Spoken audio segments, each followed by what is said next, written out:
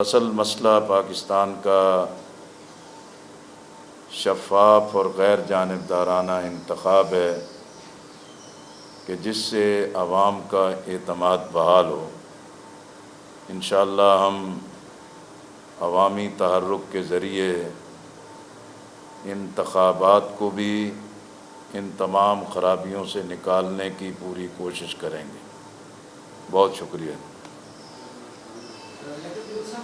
ابھی آپ نے بات کی آرمی چیف کی تقرری کے حوالے سے، تو آرمی چیف نے اس کے ساتھ ایک اور یہ بیان بھی دیا ہے کہ فوج غیر سیاسی ہے اور غیر سیاسی رہے گی۔ تو موجودہ جو سیاسی صورتحال ہے اس میں فوج کے کردار کے حوالے سے کیا آپ اس بیان پہ رہنی کرتے ہیں کہ فوج غیر مسئلہ ہے کہ اگر سیاست میں انتشار رہے گا، قومی قیادت مہم دست و گریبان رہے گی اور قومی لیڈرشپ جو ہے غیر ذمہ دارانہ رویوں کا مظاہرہ کریں گی، تو یہ تو بالکل ایک حماقت ہوگی اور احمقانہ سوچ ہوگی کہ بھی سیاستدان یہ سمجھ بیٹھے ہیں کہ اب ریاستی ادارے، فوجی ادارے، انٹیلیجنس ادارے غیر جانبدار ہو گئے ہیں۔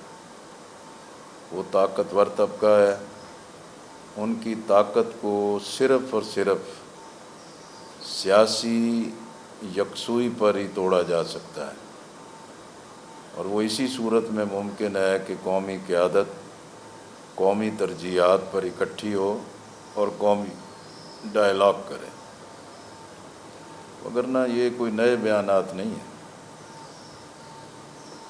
فوج نے کبھی یہ کہا ہے کہ وہ سیاست میں، وہ ہمیشہ سیاست سے باہر ہی ہوتے ہیں، لیکن سیاست ان کے گرد ہی گھومتی ہے۔ لیکن صاحب عمران خان صاحب کی آج ایک اور نئی ویڈیو سامنے آئی ہے، شاید آپ نے سنی ہو، اس کے اندر وہ 5 MLAs کو خریدنے کی بات کر رہے ہیں اور کہہ رہے ہیں قوم ہمارے ساتھ ہے، ہمیں ایسے اقدامات کرنے ہوں گے۔ تو ویڈیو یہ آڈیو غلط جی، عمران خان صاحب اس وقت پاپولیرٹی کے بھی عروج پر ہیں اور اپنی تضاد بیانی کے بھی عروج پر ہیں، اور میرا اپنا خیال یہ ہے کہ آئندہ آنے والے انتخابات سے پہلے عمران خان کی اپنی تضاد بیانی ان کی پاپولیرٹی کو ڈبونے کا باعث بنے گی۔ یہ بتا دیں کہ موجودہ جو حکومت ہے اسے اپنا ٹینیور پورا کرنا چاہیے، یا آپ بھی انتخابات کے حوالے سے بات کرتے ہیں کہ پوری انتخابات کی تمام مسائل کا حل ہے؟ ظاہر ہے جی کہ انتخابات تو ایک آئینی حق ہے عوام کا، اور یہ بھی ہم عمران خان صاحب کے وقت بھی یہی کہتے تھے کہ بھی جو آئینی مدت ہے اس کی تکمیل ہونی چاہیے، لیکن اگر قومی قیادت ڈائلاگ کرے، قومی ترجیحات پر اکٹھی ہو، تو پھر انتخابات ہی بحرانوں کا حل ہے۔ لیکن محض کسی دباؤ پر اور کسی کی خواہش پر کوئی فیصلے ہو جانے سے تو مسائل یا بحران ختم نہیں ہوں گے۔ ایک مجموعی طور پر قومی ایجنڈے کا تعین ہو اور اس کے مطابق سارے فیصلے ہوں۔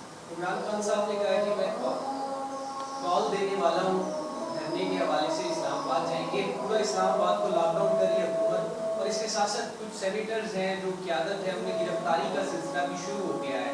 تو اس انتشار کی صورتحال میں کیا حکومت کو آپ ایڈوائز دیں گے؟ دیکھیں نا جی، یہ تو احتجاج کرنا ہر پارٹی کا حق ہے اور آئینی اور جمہوری حق ہے۔ کسی بھی حکومت کو یہ حق نہیں ہے کہ بھی کسی طاقت کے ساتھ کسی کے جمہوری اور احتجاج کے حق کو چھینے۔ باقی یہ احتجاج کرنے والوں پر ہے کہ وہ کس قدر اپنے آپ کو قانون کے دائرے کا پابند رکھتے ہیں۔ احتجاج ہر پارٹی کا ایک سیاسی، جمہوری اور آئینی حق ہے۔ آپ کس بات سے یہ سمجھا جائے کہ جماعت اسلامی جو ہے عمران خان کے اس احتجاج کو سپورٹ کرتی ہے اس کے حق میں؟ دیکھو، ہم خود بھی سراپا احتجاج ہیں۔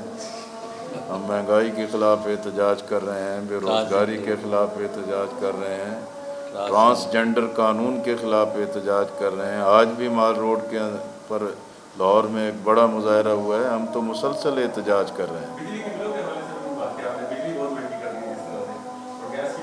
میں نے بتایا نا جی کہ مہنگائی میں یہ ساری چیزیں ہیں۔ میں کبھی ڈالر کی قیمت بھی کم ہو رہی ہے، پٹرول کی قیمت میں بھی معمولی کمی کی ہے، لیکن جب تک پیداواری لاگت میں ایک بنیادی فرق نہیں آئے گا، مہنگائی ختم نہیں ہوگی۔